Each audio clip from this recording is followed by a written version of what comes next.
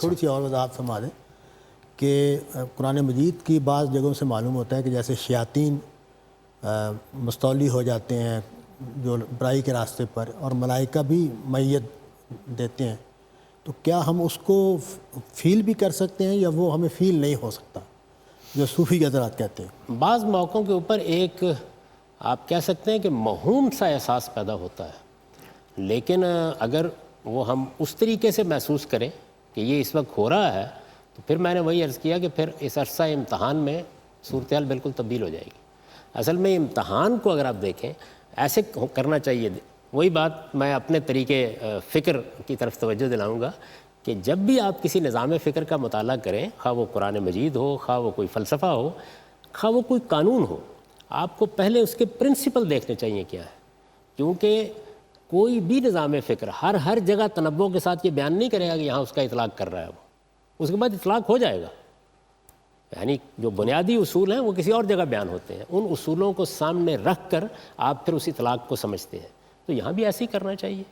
یعنی آپ دیکھیے کہ بنیادی اصول کیا ہے، وہ قرآن نے بیان کر دیا کہ خلق الموت والحیات لیبلوکم ایکم احسن عملا، کہ یہ سارا عرصہ امتحان ہے، اس امتحان اور آزمائش سے تم کو گزرنا ہے ہر حال میں۔ اب امتحان کے لحاظ سے میرے علم کو سامنے لایا جائے گا، امتحان کے لحاظ سے اس کو میرے اندر ڈالا جائے گا، امتحان کے لحاظ سے چیزوں کو مجھے محسوس کرایا جائے گا، امتحان کے لحاظ سے وہ غیر محسوس ہوں گی۔ اس بنیادی اصول کو سامنے رکھے بغیر آپ مجھے سمجھنا چاہیں گے، میں آپ کو سمجھنا چاہوں گا، غلط راستے پر جائیں۔ آپ کا سوال ہے کوئی؟ خدا کو شر کا خالق ماننے میں تردد کیا ہے؟ اگر وہ اس کائنات کو عدم سے وجود میں لایا ہے تو ظاہر سی بات ہے کہ وہ خیر کو بھی وجود میں لایا اور شر کو بھی وجود میں لایا، اور اس کے بعد اس نے اس کا نالج ہمیں دے دیا۔ جی بہت اچھا سوال کیا آپ نے۔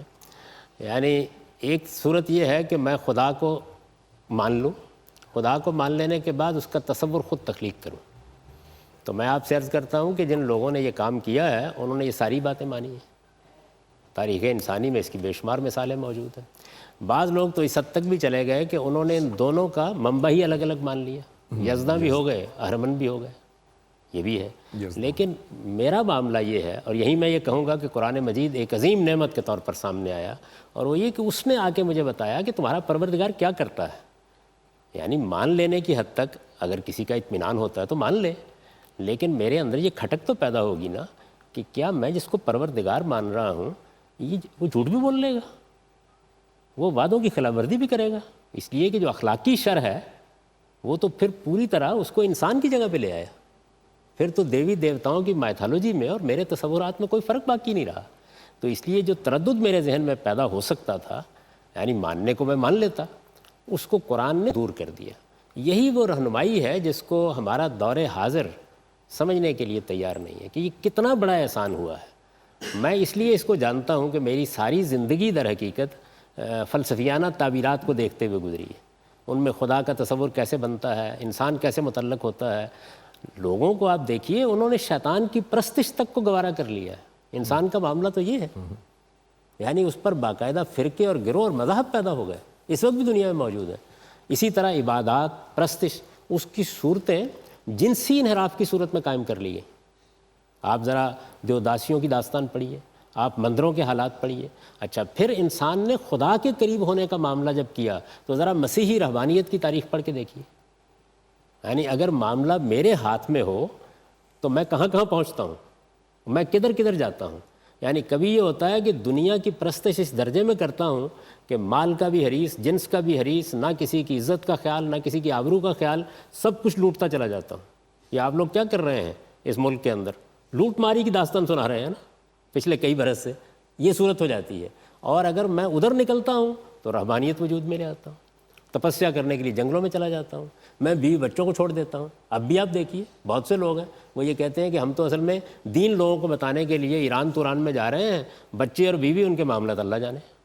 تو ان تمام چیزوں میں یہ واضح ہے بالکل کہ انسان اس درجے میں حماقتیں کرتا ہے۔ اپنے تصور میرے پروردگار نے مجھے بتا دیا کہ میرے ہاتھ میں صرف خیر ہے، یہ جو کچھ بھی شر پیدا ہوتا ہے وہ اصل میں ان مخلوقات کے عمل سے پیدا ہوتا ہے جن کو میں نے ارادہ اور اختیار دیا ہے یا کسی جبلت کے اظہار کا موقع دیا ہے۔ یہ تو صرف اپنے تصور خدا کو ایک خانے میں فٹ کرنے کی کوشش ہے، عقلی طور پہ تو ایسا نہیں ہے۔ اگر وہ عدم سے کائنات کو وجود میں لایا ہے، تو اس کا مطلب ہے کہ شر موجود نہیں تھا۔ عدم سے کائنات کو وجود میں لانے کے نتیجے میں کیا ہوگا؟ کائنات کیسی وجود میں لایا ہے؟ تو کائنات کو دیکھ کے ہم رائے قائم کر رہے ہیں نا، وہ جس طرح کی چاہے کائنات وجود میں لے آتا، تو اس نے یہ بتایا ہے کہ میں کس طرح کی کائنات وجود میں لایا ہوں، میں نے اس میں مخلوقات کس طرح کی بنائی ہیں، اور اس میں بھی سارے راز نہیں کھول دیے، مجھے بحیثیت انسان مخاطب کر کے بتایا کہ تمہارے ساتھ میں کیا معاملہ کر رہا ہوں۔ تو جتنا علم مجھے دیا گیا ہے اس علم کی روشنی میں اب میں بات کروں گا نا، جتنا بھی، یعنی مجھے کچھ علم میرے مشاہدات سے ملتا ہے، اس سے آگے تو نہیں بڑھ سکتا۔ آپ اطلاع دیتے ہیں کہ ہم نے مریخ کا اتنا مطالعہ کر لیا ہے، میں یہ کہتا ہوں الحمدللہ، بڑی خوشی کی بات ہے، کبھی اس پر یہ اعتراض نہیں کرتا کہ ابھی عطارد کا مطالعہ کر کے بعد گفتگو کیجیے گا میرے ساتھ۔ تو جتنا علم مجھے حاصل ہوتا ہے اس کی بنیاد کے اوپر میں اس کا شکر ادا کرتا ہوں۔ تو مجھے میرے پروردگار نے اپنی کتاب کے ذریعے سے، اپنے پیغمبروں کے ذریعے سے یہ قابل اطمینان جواب دے دیا ہے کہ میری طرف سے کسی شر کا صدور نہیں ہوتا۔ شر سے مراد اخلاقی شر ہے، یہ چیزیں جہاں تک تعلق ہے اس کا کہ کوئی نقصان پہنچتا ہے، کوئی تکلیف پہنچتی ہے، اس کے اسباب و وجوہ بھی بیان کر دی ہیں، کیونکہ عربی زبان میں خیر و شر کے الفاظ اس کے لیے بھی استعمال ہوتے ہیں، تو اس میں بھی یہ بیان کر دیا ہے کہ وہ اصلاً تو تمہارے اپنے کرتوتوں کا نتیجہ ہوتا ہے، لیکن جو میں نے امتحان برپا کر رکھا ہوا ہے اس کے لیے بھی میں موقع دیتا ہوں کہ وہ روح عمل ہو جائے۔ ٹھیک ہے۔ تو یہ ایک جامع تصور ہے جس کے کچھ مبادی ہیں، کچھ اصول ہیں، اس پورے نظام فکر کے اندر ہی ظاہر ہے میں چیزوں کو سمجھوں گا۔ تو اگر آپ نے اس سے اختلاف کرنا ہے تو اس پورے نظام فکر کو چیلنج کر دیجیے۔ ٹھیک، آپ کا سوال جی۔ سورہ وقتین کی آیت کریمہ ہے جی، لَقَدْ خَلَقْنَا الْإِنسَانَ فِي أَحْسَنِ تَقْوِيمٍ، یہ آسان تقویم کی ذرا وضاحت فرما دیجئے۔ لَقَدْ خَلَقْنَا الْإِنسَانَ فِي أَحْسَنِ تَقْوِيمٍ ثُمَّ رَدَدْنَاهُ أَسْفَلَ سَافِلِينَ، یہ دونوں ذرا اس کا تقابلی جائزہ ذرا۔ اگلا جملہ بتا رہا ہے اس کا مطلب کیا ہے، ظاہر ہے کہ ثم رددناہ اسفل سافلین آگے بیان کیا ہے نا، تو اسفل سافلین ساخت کے اعتبار سے نہیں ہو سکتا، یعنی ایسا نہیں ہوا کہ انسان تھا، بہت خوبصورت تھا، اب وہ جانور ہو گیا ہے دیکھنے میں۔ اسفل سافلین کے جو الفاظ استعمال ہوئے ہیں وہ یہ بتا رہے ہیں کہ اس سے مراد ہے اس کا اخلاقی وجود، وہ اس میں پستی میں گر جاتا ہے۔ تو احسن تقویم کا مطلب بھی یہ ہے کہ جب ہم نے اس کی ابتدا کی تو اس وقت وہ اخلاقی لحاظ سے بہترین ساخت پر تھا، لیکن اس کے بعد آہستہ آہستہ وہ اخلاقی لحاظ سے پستیوں میں گرا، پھر اللہ نے انہی پستیوں میں اس کو گرا ہوا چھوڑ دیا، یہ مطلب ہے۔ اب یہ کہ یہ پہلا دور کون سا ہے جس کا بیان ہے، تو میں نے اپنی تفسیر میں واضح کر دیا ہے کہ یہ در حقیقت ذریت ابراہیم کی ابتدا کو بیان کیا ہے، یہ سارے انسانوں کے بارے میں نہیں کہا۔ ٹھیک ہے جی جی۔ ایک ہے مذہب اور ایک ہے مذہبی فکر۔ مذہبی فکر میں تو بے شمار اختلافات ہوئے ہیں، اس کی بے شمار وجوہ بھی ہیں۔ یہ جو مذہب ہے یہ بھی تو دراصل مذہبی فکر ہی ہے، یہ بھی تو سمجھا ہی جاتا ہے۔ جو مذہب ہے بنیادی طور پر وہ صرف ایک چیز کا نام ہے، جی، میرا ایک خالق ہے، مجھے اس خالق کے سامنے ایک دن جواب دے ہونا، بس۔ ہاں یہی ہے۔ مذہب اپنی اساس، اپنی بنیاد میں صرف اس حقیقت کو ماننے کا نام ہے، بالکل ٹھیک ہے۔ باقی اس کے اطلاقات ہیں، اس کے نتائج۔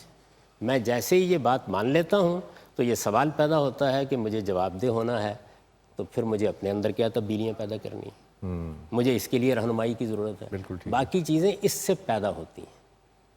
اس کے بعد ہے مذہبی فکر، یعنی میرے پاس اللہ کی ایک ہدایت آ گئی ہے، یعنی یہ چیز تو وہ ہے کہ جو میری فطرت میں ودیت ہے، جس کے سوالات میرے اندر موجود ہیں، جو میرے ایک باشعور انسان ہونے کے نتیجے میں آپ سے آپ پیدا ہو رہے ہیں، جن کا اس سے بہتر کوئی جواب موجود نہیں ہے۔ لیکن اس کے بعد یہ کہ اللہ نے مجھے ایک ہدایت دی ہے، وہ ہدایت قرآن مجید میں ہے، اس میں یہ بنیادی بات بھی بتائی گئی ہے اور پھر اس کے بہت سے اطلاقات کے بارے میں بھی گفتگو کی گئی ہے، اس کو سمجھنے کا عمل مجھے کرنا ہے۔ اب یہی میں ایک سوال کر دیتا ہوں، میں نے پوری دیانتداری کے ساتھ یہ کوشش کی کہ میں قرآن مجید کو سمجھوں اور غلطی کھا گیا۔ ٹھیک۔ کیا وہ آدمی جس نے قرآن مجید کو جانتے بوجھتے رد کر دیا اور وہ جو سمجھنے میں غلطی کھا گیا، خدا کی قیامت کی عدالت میں یکساں ہوں گے؟ نہیں ہو سکتے، نہیں ہوں گے۔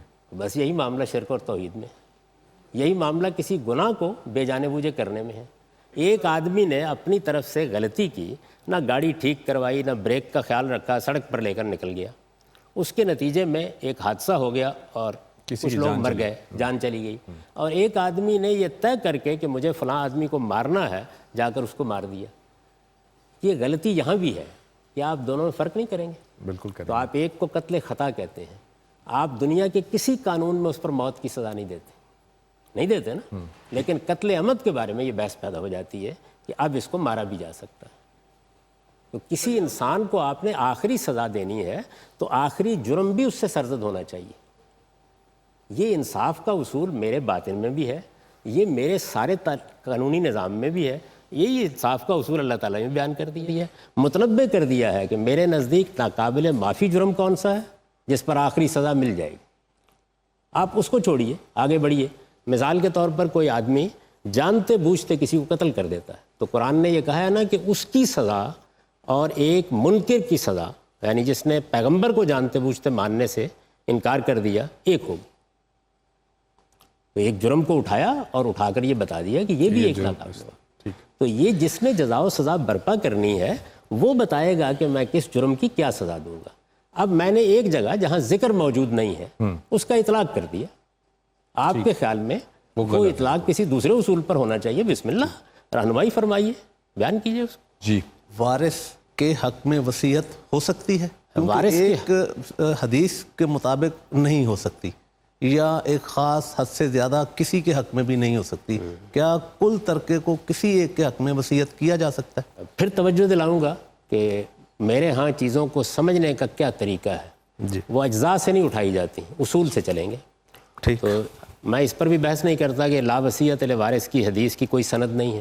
میں اس پر بھی بحث نہیں کرتا کہ کسی محدث نے قبول کیا یا نہیں قبول کیا, یہ موجود ہے, لوگ اس کو بیان کرتے ہیں. میں اپنے اصول کے مطابق پہلے قرآن کے پاس جاؤں گا, اس لیے کہ قرآن مجید اس موضوع کو زیر بحث لے آیا ہے. تو قرآن سے جو جاؤں وہ یہ ہے کہ آپ کا حق وصیت موجود ہے, آپ حق کا حاصل ہے کہ آپ کسی کے حق میں وصیت کریں, لیکن اس وصیت کی بنیاد کیا ہوگی؟ اس وصیت کی بنیاد اگر رشتہ داری ہے, یعنی آپ اس لیے وصیت کر رہے ہیں کہ یہ آپ کا بیٹا ہے, اس لیے وصیت کر رہے ہیں کہ یہ آپ کی بیٹی ہے, اس لیے وصیت کر رہے ہیں کہ یہ آپ کا والد صاحب ہے, تو میرے نزدیک یہ وصیت آپ نہیں کر سکتے. کیوں نہیں کر سکتے؟ اس لیے کہ اس کے مقابل میں اللہ نے اپنی وصیت پیش کر دی. یہ بالکل ایسے ہی ہے کہ جیسے میں آپ سے یہ کہوں کہ بھائی آپ کو حق ہے یہ کام کر لیں, لیکن ایک بزرگ کی حیثیت سے میں آپ سے یہ کہہ رہا ہوں کہ میرے نزدیک آپ کو یہ کام ایسے کرنا چاہیے.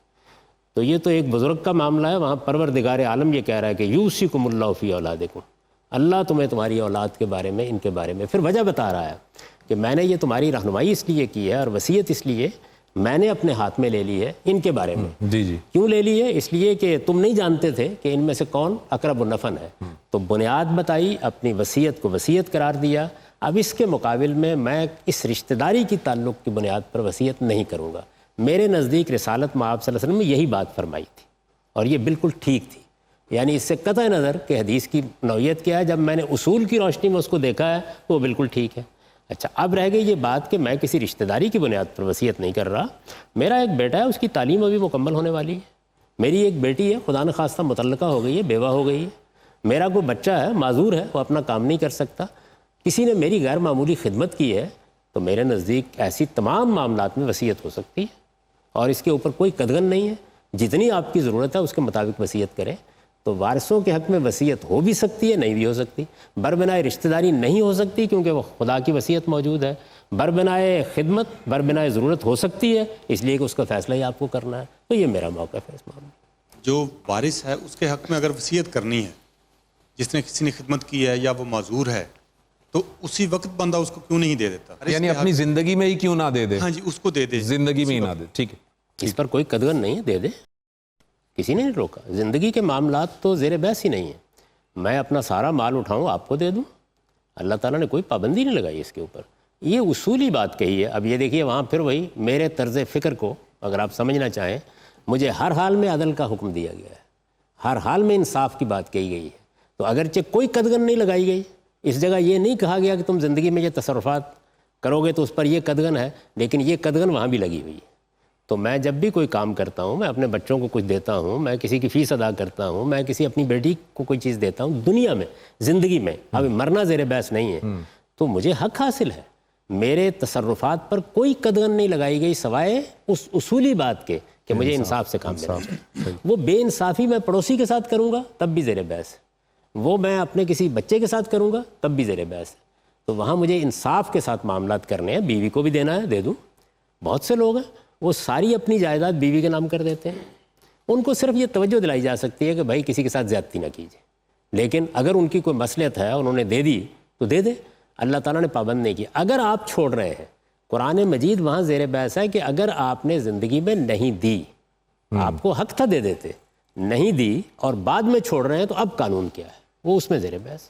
وہ کسی کے نام پہ ساری، اپنی ایک بیٹے کے نام پہ ساری یا ایک بیٹی کے نام پہ ساری جائیداد لگا سکتے ہیں، کوئی کوئی قانونی رکاوٹ نہیں ہے سوائے اس کے کہ کیا آپ بے انصافی کر رہے ہیں۔ تو بے انصافی کا ہر عمل، خواہ وہ آپ اپنے کسی ملازم کے ساتھ کریں گے، اس کے لیے بھی آپ مسئول ہیں اللہ تعالیٰ کے۔ یعنی ایک ہوتی ہے قانونی پابندی جہاں اللہ تعالیٰ روک دیتے ہیں ایک کام کرنے میں، اب یہی فرق ہے۔ پرنسپلز اور طرح سے بیان ہوتے ہیں، اطلاق ہمیشہ چھوڑ بھی دیا جاتا ہے، کر بھی دیا جاتا ہے۔ یعنی اطلاق کیا ہے کہ بھئی دنیا میں مجھے بیٹے کو دینا ہے، بیٹی کو دینا ہے۔ اب دیکھیے اس میں کتنے معاملات پیش آتے ہیں۔ آپ کے حالات ایک زمانے میں کچھ تھے، آپ نے بیٹی کی شادی کی تو ہو سکتا ہے کہ 4 آدمیوں کو کھانا بھی نہ کھلا سکے ہوں۔ آپ کے حالات بہت بہتر ہو گئے، آپ نے بہت اچھے طریقے سے بیٹی کو صرف بیسیوں قسم کا ہو سکتا ہے۔ آپ کا بچہ جو تھا وہ گورنمنٹ اسکول میں 2 روپے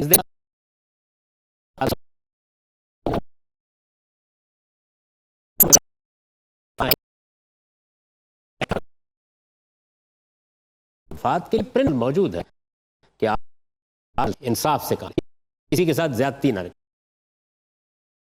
وہ چیز تو موجود۔ چنانچہ آپ جب اور دیکھیے وسلم کے سامنے جب ایسے معاملات آئے تو آپ نے فوراً کہا کہ کیا تم اپنے بچوں کو اس طرح چھوڑ کے جانا چاہتے ہو؟ اللہ کی راہ میں دینے کے بارے میں بھی یہ کہا، ایسے چھوڑ کے جانا چاہتے ہیں یعنی یہ محتاج ہو جائیں بعد میں۔ اصل میں ہمیں یہ بتایا گیا کہ زندگی میں جہاں آپ کو اختیار دیا گیا ہے وہاں انصاف سے کام لیں، کیونکہ وہاں آپ نے فیصلہ کرنا ہے۔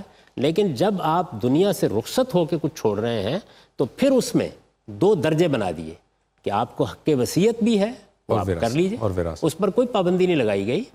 ایک پابندی خود بخود لگ گئی اب اللہ تعالیٰ نے آگے ایک بات بیان کی۔ تو یہ وہ چیز ہے جس میں آدمی کو تھوڑا سا اوپر اٹھ کے اعلیٰ درجے کی چیزوں کو فہم کے درجے میں سمجھنے کی کوشش کرنی چاہیے۔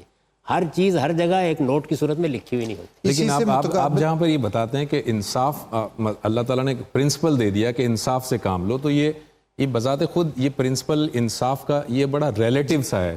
آپ کی نظر میں انصاف کچھ اور ہوگا، مجھے وہ انصاف کچھ اور نظر آ رہا ہوگا، تو یہ تو ریلیٹیو ہے، کوئی ایبسولوٹ تو نہیں بنا نا۔ یہ آپ کا اعتراض تب صحیح ہوتا اگر آپ کے انصاف کا فیصلہ میں نے کرنا ہے، یعنی مجھے تو نہیں کرنا، صحیح ہے، آپ نے کرنا ہے۔ تو اس وجہ سے یہاں آپ ہی نے جو فیصلہ کرنا ہے اسی کے لیے آپ خدا کے سامنے جواب دیں۔ یہ فیصلہ آپ کا ہے، آپ کے ضمیر کو مطمئن ہونا چاہیے کہ آپ بے انصافی نہیں کر رہے، کیونکہ جو آپ کو اصول بتائے گئے وہ کیا ہیں؟ ان اللہ یامر بالعدل والاحسان وایتاء ذی القربی۔ اللہ تم کو 3 باتیں ہدایت فرماتا ہے، تم کو ہر حال میں زندگی میں عدل سے کام لینا ہے، احسان سے کام لینا ہے، ایتاء ذی القربی، اپنے رشتہ داروں اور عزیزوں کا حق اپنے مال میں ماننا ہے۔ ٹھیک، یہ 3 باتیں بتا دی گئی۔ بالکل ٹھیک ہے۔ اب ان کو آپ نے روبہ عمل کرنا ہے، اطلاق کرنا ہے۔ اطلاق آپ کریں گے، اللہ تعالیٰ جب کسی چیز کو اصول کے طور پر بیان کر دیتے ہیں تو وہ ہر جگہ موجود ہوگی۔ باپ کے ناطے نماز کے لیے بالجبر اپنی اولاد کو کہا جا سکتا ہے، اسی طریقے سے اپنی جائیداد سے اس کو بے دخل کر کے کسی ایک بیٹے کے نام پہ کروا دینا، ان دونوں احکام کو تھوڑا آپ جب کسی اللہ تعالیٰ کے بنائے ہوئے وارث کو محروم کریں گے تو آپ کو اسی اصول پر اپنا ڈکلیریشن دینا ہوگا۔ میرے نزدیک جو اصول قرآن نے بیان کر دیا اقرب النفن، آپ کو بتانا ہوگا کہ محرومی کا باعث کیا ہے۔ دیکھیے یہ سادہ معاملہ نہیں ہے، اللہ تعالیٰ نے کچھ لوگوں کو حقدار قرار دے دیا ہے۔ اب آپ نے اگر ان کے ہوتے ہوئے کوئی وصیت کرنی ہے تو وجہ بتانی پڑے گی، محروم کرنا ہے تو وجہ بتانی پڑے گی، اور وہ سبب جو ہے وہ اسی اصول پر بتانا پڑے گا، کیونکہ اب دینے کا عمل بھی اقرب النفن کی بنیاد پر ہونا ہے اور محرومی کا عمل بھی اسی کی بنیاد پر ہونا ہے۔ چنانچہ اسی کو اطلاق کرتے ہوئے یہ بتایا گیا کہ اگر کوئی بیٹا باپ کو قتل کر دیتا ہے تو محروم کر دیا جائے گا، اس لیے کہ اس نے اقرب النفن تو ایک طرف رہا، وہ حق ہی کھو دیا۔ تو ایسا ہی کوئی حادثہ کسی اور کے ساتھ بھی ہو سکتا ہے۔ تو میں اس کا قائل ہوں کہ جو حکم کی علت ہے اس کے اندر اگر اس طرح کا اضمحلال واقع ہو گیا ہے، اس کو ایک اور جگہ سے دیکھیے، یعنی جب اللہ تعالیٰ کی طرف سے اس کے پیغمبر نے حجت تمام کر دی، عرصہ امتحان ختم ہو گیا، جزا و سزا کا فیصلہ ہونے لگا، تو اس سے پہلے تعلقات توڑنے کے لیے کہہ دیا گیا۔ ترک موالات اسی کو کہتے ہیں نا قرآن مجید میں، کہ اب تعلقات ختم ہو جائیں گے کیونکہ اب عذاب کا فیصلہ ہونے والا ہے۔ وہ تعلقات جو بہت اپنے اندر تقدس رکھتے ہیں، ماں کا، بیوی کا، سب کا تعلق، ان کے ختم کرنے کے لیے کہہ دیا گیا کہ اب خدا کا عذاب آنے والا ہے۔ اس موقع کے اوپر رسالت میں آپ صلی اللہ علیہ وسلم نے اس کا ایک اور اطلاق کیا، اور وہ یہ کہ اب کسی کافر اور کسی مسلمان کے درمیان میراث کا معاملہ نہیں ہوگا، درا حالے کہ وہ باپ ہے، درا حالے کہ وہ بیٹا ہے، درا حالے کہ وہ بیوی، اسی اصول کا اطلاق کیا۔ تو اطلاق کیسے ہوتا ہے اب اس کو بھی سمجھ لیں۔ جی اللہ تعالیٰ نے ایک سزا بیان کی ایک مقام کے اوپر، دوسری جگہ پر یہ کہا کہ یہ جو لونڈیاں ہیں ان کو سزا نہیں دی جائے گی۔ یہ نہیں بتایا کیوں نہیں دی جائے گی، آپ کو سمجھنا ہے کیوں نہیں دی جائے گی۔ تو میں نے سمجھ کے یہ بتایا کہ جس وقت کوئی بھی سزا بیان کی جاتی ہے تو وہ انتہائی سزا ہوتی ہے جب ایک بیان کریں گے، ورنہ آپ کو سزا ایسے بیان کرنی چاہیے کہ انتہائی سزا یہ ہے، کم تر سزا یہ ہے، کیونکہ جرم اور مجرم کے حالات یہ کبھی ایک سطح پر ہوتے ہی نہیں ہوتے، صحیح ہے۔ تو اس لیے جو سزا اللہ نے بیان کیا، اگر کسی موقع کے اوپر جرم کی نوعیت اور مجرم کے حالات رعایت کا تقاضا کرتے ہیں تو قرآن مجید نے اس کا اطلاق کر کے دکھا دی۔ اب اس اطلاق کو کرتے وقت قرآن مجید نے آپ کے تدبر پر چھوڑا ہے۔ مزید عرض کر دوں، قرآن مجید نے اس کی تعلیم دی ہے، بہت سی جگہوں پر مثال دے کے تعلیم دی ہے کہ میں نے کسی اندھے اور بہرے کے ساتھ معاملہ نہیں کیا، میں اصول بیان کرتا ہوں، اطلاق تم پر چھوڑ دیتا ہوں۔ میں ایک حکم دیتا ہوں، اس حکم کے اندر کسی چیز کی طرف توجہ دلاتا ہوں، اس کے اطلاق کے باقی معاملات تمہارے تدبر کے لیے چھوڑ دیتا ہوں۔ میراث میں خود اس کی نہایت عمدہ مثال موجود ہے، یعنی یہ کہا کہ اگر اولاد نہیں ہے اور بہن بھائی ہیں تو حصے کی نوعیت یہ ہوگی، یعنی والدین کے حصے میں فرق کر دیا، لیکن یہ نہیں بتایا کہ بہن بھائیوں کا حصہ کیا ہوگا۔ اگر تدبر کی نگاہ سے دیکھا جائے تو وہی ہونا چاہیے جو کہ اولاد کا کے لیے تھا۔ لوگ پوچھتے رہے، آخر میں جا کے جواب دیا اس کا۔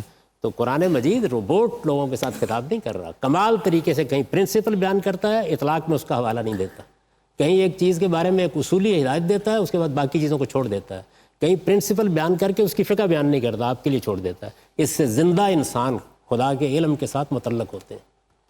آپ کا سوال جی۔ نماز کی تاریخ جو آپ نے بیان کی ہے وہ قدیم سے ہے، شروع سے ہے، 5 نمازیں اور اس کے اعمال جو ہیں، لیکن جب ہمیں بتایا جاتا ہے شروع سے کہ نبی کریم صلی اللہ علیہ وسلم معراج پہ گئے اور وہاں سے نماز ملی اور تب سے نماز فرض ہوئی ہے، تو ہم اسے کیسے دیکھیں اس روایت کو؟ ٹھیک ہے، قرآن مجید کی روشنی میں دیکھیے، قرآن مجید نماز کی پوری تاریخ بیان کر رہا ہے۔ اچھا چلیے، آپ قرآن مجید میں نہیں دیکھنے کے لیے تیار تو حدیث میں دیکھ لیجئے۔ وہ مشہور حدیث جس میں نماز کے اوقات بتائے گئے ہیں، وہ ختم اس جگہ ہوتی ہے ابو داؤد کی کہ جبریل امین نے جب 5 وقت نمازیں پڑھا دیں، اوقات کی تعین کر دی، تو یہ کہا کہ یہ ٹھیک وہی اوقات ہیں جو سب پیغمبروں کے اوقات ہیں۔ تو سر یہ بخاری کی جو روایت معراج والی بیان ہوتی ہے کہ نبی کریم صلی اللہ علیہ وسلم اوپر گئے، 50 نمازیں لیں، پھر نیچے آئے، تو اس کو کیسے؟ اس کو بھی ہمارے اصول پر سمجھیں۔ پھر وہی گزارش کروں گا کہ ایک جگہ ایک اصول بیان ہوگا، اس کے بعد چیزوں کو سمجھنے میں اس کا اطلاق کیا جائے گا۔ اب آپ آئیے اس واقعے کے بارے میں، قرآن مجید نے جب سورہ بنی اسرائیل میں اس کو بیان کیا تو یہ سوال پیدا ہوا کہ یہ واقعہ کیا ہے۔ آگے یہ بتایا کہ وما جعلنا الرؤیا التي اریناک الا فتنۃ للناس، یہ ایک رویا تھا۔ رویا میں چیزیں تمثیل کے انداز میں بتائی جاتی ہیں، اور تمثیل میں کیا ہوتا ہے؟ وہی جو سورہ یوسف میں آپ کو خوابوں میں نظر آ رہا ہے، یعنی اصل میں تو سر کے اوپر سے پرندے نوچ رہے ہیں لیکن حقیقت میں سر کٹ رہا ہے۔ تو اسی طرح سے اس تمثیل میں یہ بتایا گیا ہے کہ نمازیں اصل میں کتنی ہونی چاہیے حقیقت کے لحاظ سے۔ وہ حقیقت کیا ہے؟ وَمَا خَلَقْتُ الْجِنَّ وَالْإِنسَ إِلَّا لِيَعْبُدُونَ، یعنی ہم جس خدا کے بندے ہیں، اگر وہ چاہتا تو 50 وقت ہمیں سر نگو کرنے کے لیے کہہ دیتا، یہ غلط نہ ہوتا۔ اس نے عنایت فرمائی تو اس کو ایک تمثیل کے اسلوب میں سمجھا دیا گیا۔ سورہ حج کی آیات میں غالباً 25 یا 26 ہے، اس میں حج کی ایک تاریخ بیان ہوئی ہے کہ ابراہیم علیہ السلام کو اللہ تعالیٰ نے یہ فرمایا کہ یہ زمین، یہ جگہ ہم نے آپ کے لیے خاص کر دی ہے، اس کو اب پاکیزہ رکھو اور اس میں اللہ کا ذکر کرو، اور لوگوں کو ایک آواز دے دو کہ اس کا حج کرنے کے لیے لوگ آئیں، چاہے وہ پیدل آئیں، چاہے وہ تھکی ہوئی اونٹنیوں پہ آئیں۔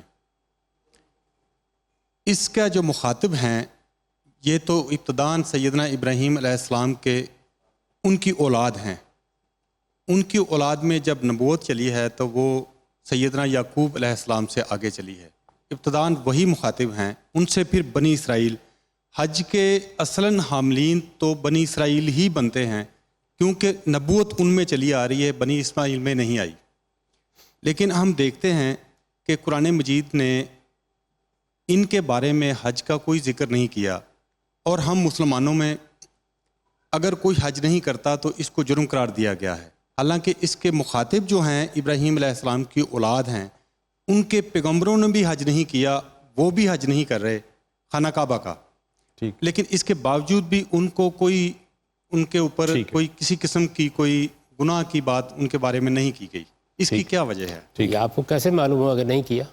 کسی چیز کا عدم ذکر عدم وجود کو کیوں مستلزم ہو گیا؟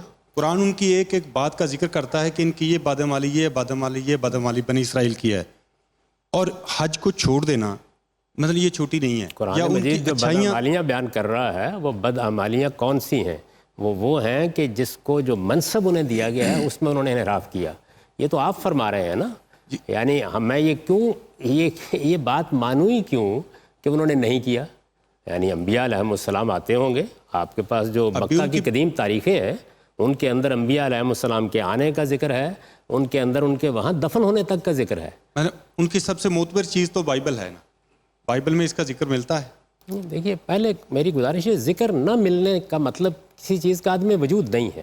یہاں پھر اسی اصول پر چلیں گے کہ اللہ تعالیٰ نے اپنی آخری کتاب میں یہ بتایا کہ ابراہیم نے اس گھر کو آباد کیا تھا، ابراہیم نے لوگوں کو حج کے لیے بلایا تھا. ظاہر ہے جب بلایا تو میں تو اس سے بھی آگے جاتا ہوں. ابراہیم کی یہ صدا صرف ان کی اولادی کے لیے نہیں تھی، یہ ساری دنیا کے لیے تھی. یہ عالمی مرکز ہے جو بنا دیا گیا. اس کے بعد لوگ آئے ہوں گے، ان کا کہیں ذکر اگر نہیں ملتا تو اس سے اس کا عدم کیسے ثابت ہو گیا؟ مثال کے طور پر پوری کی پوری تورات خالی ہے آخرت کے ذکر سے، اس سے عدم کیسے معلوم ہو گیا؟ تو چیزوں کو جاننے کا یہ طریقہ نہیں ہے. چنانچہ میرے نزدیک تو بہت سے انبیاء علیہم السلام کو ذکر تاریخ میں آتا ہے اور ایسا ہونا ہی چاہیے. میں یہ حسن ظن رکھتا ہوں کہ یقیناً آئے ہوں گے، حج کیا ہوگا. اس کے بعد کسی قوم میں بگاڑ پیدا ہوتا ہے، اور جب بگاڑ پیدا ہو جاتا ہے تو پھر اس کی اصلاح کرتے وقت ان چیزوں کے ذکر سے اجتناب کیا جاتا ہے جو خلفشار کا باعث بن جائے. مثلا میں اس کی مثال دیتا ہوں. سیدنا موسیٰ علیہ السلام، قرآن مجید یہ بیان کرتا ہے کہ جب انہوں نے اپنی قوم کو اٹھانا چاہا 500 سال کے بعد وہاں آباد ہونے کے بعد، تو ان سے کہا گیا کہ اپنے گھروں کو قبلہ قرار دے کے نماز کا اہتمام کرو. اس لیے کہ وہاں قبلے کی بحث چھیڑ کے پہلے ہی مرحلے میں مسائل پیدا کر دیے جاتے. رسالت میں آپ صلی اللہ علیہ وسلم نے اس کو اپنے ایک عمل سے سمجھایا. آپ کھڑے ہوئے آخری زمانے میں سب کچھ ہو چکا ہے، اور یہ کہا کہ میرا دل چاہتا ہے کہ بیت اللہ میں ادھر دروازہ نکلوا دوں تاکہ ادھر سے لوگ جائیں اور ادھر سے نکل جایا کریں، اور حتیم کو اس میں شامل کر دوں. پھر فرمایا کہ تمہاری جو قوم ہے ابھی نئی نئی اسلام لائی ہے، اسی مسئلے کے اوپر طوفان برپا ہو جائے گا. تو لوگوں کی اصلاح کرتے وقت بعض چیزوں کو نظر انداز کیا جاتا ہے، بعض کا ذکر نہیں کیا جاتا. جب قرآن نے بطور اصول یہ بات بیان کر دی کہ حج کی دعوت ابراہیم علیہ السلام نے دی تھی، تو میں ان کی پوری ذریت اور اس کے انبیاء کے بارے میں یہ حسن ظن رکھتا ہوں کہ وہ حالات کے لحاظ سے یقیناً آئے ہوں گے اور انہوں نے حج کیا. یہ وہی اصول ہے کہ جب ایک بات اصول کے طور پر بیان ہو گئی تو اطلاقی معاملات میں ہم اس کو خود سمجھ لیں. پیغمبر کے زمانے میں ہی یہود یا اہل کتاب جتنے بھی ادھر تھے وہ حج کے لیے نہیں آتے تھے، لیکن ان کی اس بادمالی کا ذکر تو پھر بھی نہیں کیا کہ یہ بھی ان کی بادمالی ہے، باقی گنوائی گئی. ضرورت ہی نہیں. وہاں اس سے بہت بڑا مسئلہ زیر بحث آ گیا. خدا کا آخری پیغمبر وہ مان ہی نہیں رہے سرے سے. پھر ان کے ہاں ایک مسئلہ پیدا ہوا، اور وہ مسئلہ یہ تھا کہ بنی اسماعیل کے ہاں آخری نبوت نہیں آنی چاہیے. قرآن مجید نے ان کی پوری ذہنیت کا تجزیہ کر کے بتایا کہ حسدم من عند انفسہم، ماننے کے لیے تیار نہیں ہے. انہی کے لیے یہ ساری داستان سنائی. اس کے بعد صفا و مروہ پر انہوں نے اعتراض کر دیا کیونکہ قربانی کا واقعہ وہاں پیش آیا تھا. اس کے بعد ہم نے جب بائبل کو اٹھایا تو معلوم ہوا کہ ایک طرف یہ اعتراف کر رہے ہیں کہ اکلوتا بیٹا ذبح کے لیے پیش کیا گیا، اور دوسری جانب اسحاق کا نام داخل کر دیا. تو یہ اس قوم کی تاریخ کے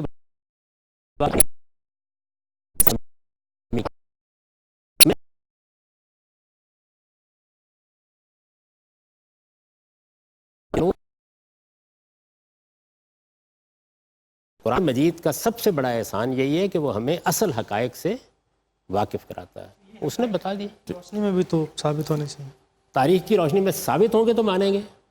نہیں، تاریخ کی روشنی بھی اگر مل جائے، واقعہ ملے نا، تاریخ کی روشنی مل جائے تو شکر ادا کیجیے اللہ تعالیٰ کا. یعنی کسی چیز کے ثبوت کا ذریعہ جو ہے وہ تاریخ ہے.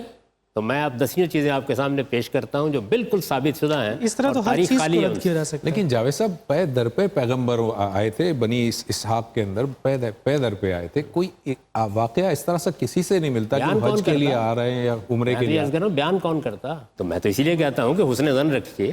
جب وہ اپنی صحیح فطرت پر تھے تو یقیناً انہوں نے یہ کام کیا ہوگا، یقیناً آئے ہوں گے. اس کے بعد جب انحرافات پیدا ہوئے تو انہوں نے بنی اسماعیل سے اپنا تعلق کاٹ لیا، انہوں نے سیدنا ابراہیم کے وہاں آنے کو اپنی تاریخ سے حذف کر دیا، انہوں نے اسحاق کا نام ڈال دیا. یعنی یہ معلوم ہے کہ انہوں نے بہت سے حقائق کا انکار کیا، وہ پیغمبروں کے قتل کے درپے ہو گئے، انہوں نے خدا کی شریعت کو پس پش ڈال دیا. قرآن مجید نے ان کی فرد قرارداد جرم بیان کی ہے، اور اس کے بعد بہت سلیقے کے ساتھ وہ پوری داستان سنا دی ہے سورہ بقرہ میں کہ یہ ابراہیم ہے جنہوں نے آباد کیا تھا. بلکہ یہ جو آیت ہے یہ آئی اسی سیاق میں ہے کہ ان کو یہ بتایا جائے کہ یہ تو اعلان ابراہیم نے کیا تھا. اچھا جاوید صاحب، اچھا حد یہ ہے کہ اس کے بعد جو صفا و مروہ کا معاملہ ہے اس پہ اعتراض ہی اصل میں اہل کتاب نے کیا ہے. اور اعتراض کیا کیا ہے کہ باقی مناسک حج کو چھوڑیے، یہ صفا و مروہ تم لوگوں کی بدعت ہے.